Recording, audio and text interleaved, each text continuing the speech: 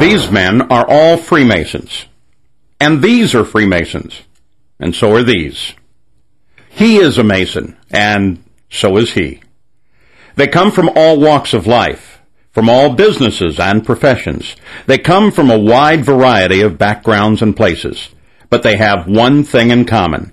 They have discovered a fraternity, the Free and Accepted Masons. And they are all brothers. Welcome to Modern Freemasonry, as we give you a glimpse into the fraternity that has affected men's lives for centuries, and why I, and thousands like me, share this special brotherhood. When I first explored this great fraternity, I didn't know much about the rich histories and traditions of Masonry, but I did see the special interactions of the members of the lodge, and saw firsthand what real brotherhood was all about. These guys considered their fellow lodge members as a type of extended family, and I was impressed by the closeness they shared.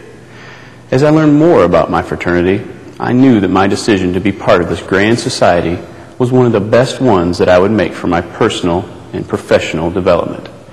As I began to see how I fit into an organization that has affected the lives of many of our U.S. presidents, starting with George Washington, and includes some of the greatest movers and shakers of the past 300 years, I knew that I would benefit from these rich traditions, the same values and traditions that helped these men become better men, and having the same effect on me today.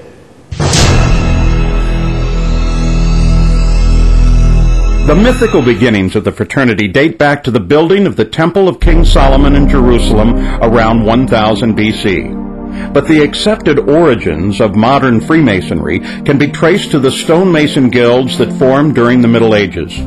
The trade secrets of building Gothic cathedrals from massive stones without the use of mortar and with the use of geometry to turn a small drawing into an enormous structure were jealously guarded secrets. Secrets not even divulged to the priests of the churches who employed them. The guilds were developed to train masons in these skills, to enforce a standard of workmanship, and to hold their members to those high standards, as well as protect those valuable secrets. As the Gothic style of architecture lost its popularity and the common people became better educated across Europe, the Masonic guilds lost their reason for existence.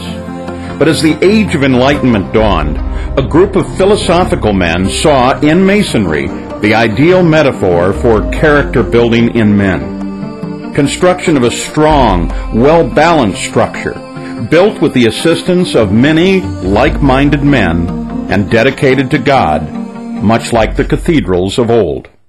By the early 1700s, Freemasonry had changed from a guild of operative masons who actually built buildings to a character-building society of speculative masons, dedicated to taking good men and making them better. The fraternity of Free and Accepted Masons has been an integral part of culture of the civilized world throughout much of recorded history, and part of American society long before the colonists took up arms against the Crown in 1776. Many Americans don't realize that the development of America as a nation is interwoven with Masonic history, an illustration of Masonic traditions and values at work. These ideals of faith, combined with tolerance, charity and responsibility, and belief in the intrinsic goodness and equality of man, were carved into the foundation of our nation by men who first learned to practice them in a lodge. George Washington, Ben Franklin, John Hancock, James McHenry, and James Monroe were Masons.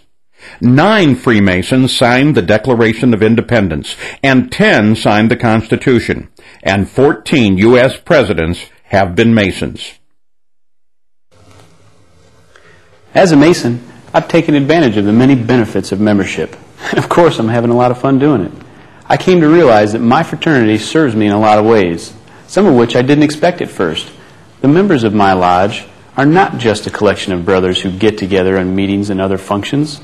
They serve as a social outlet and mentors for achieving my goals. Masonry has introduced me to business and civic leaders that I otherwise may have never known. These personal connections represent just a slice of the fraternity's benefits. My fellow lodge members are also ready and willing to help me on a personal level, as they will be for you. The fraternity's great mix of ages and backgrounds lends itself to a personal support system, an experienced group of men who help me with challenges they've faced before. And most importantly, my brothers have become lifelong friends in the fraternity experience of a lifetime.